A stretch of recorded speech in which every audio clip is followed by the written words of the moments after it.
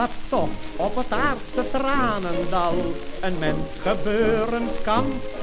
Jan Smit was gisteren nog getrouwd, nou is het een vrije man. Ze waren gistermiddag nog gezellig bij elkaar. En gisteravond zocht, maar nergens vond hij haar. Terug in zijn café deelde hij het een uurtje mee. Jan Smit zijn vrouw is hem gesmeerd, tralalalala. En ze is nog niet teruggekeerd, tralalalala. Ze is met zijn beste vriend op stap, tralalalala. Jan Smit die lacht zich 3/4 slap.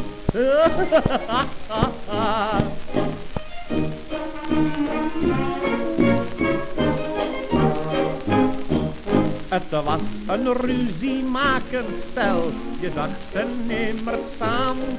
Verleden week nog stond Jan Smit wanhopig voor het raam.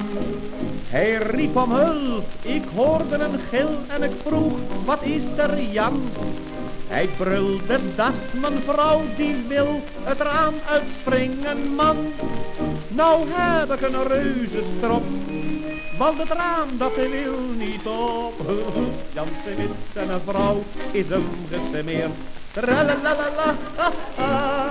En ze is nog niet teruggekeerd.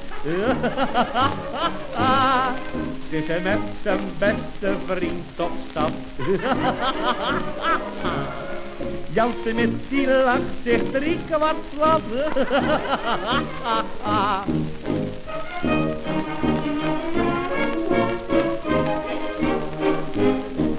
Ik wilde hem troosten en zei Jan, dat is nou je beste vriend.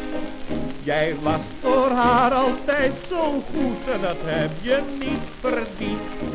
Jij bent geloof ik niet goed wijs, sprak hij, het komt net van pas. Ik vond het veel gemeener als die vent een vreemde was.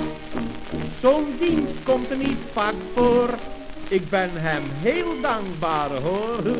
Jan Smit zijn vrouw is hem gesmeerd. En ze is nog niet teruggekeerd.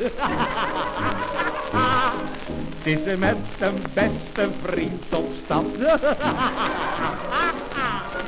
Jan Smit die lacht zich 3/4 slap.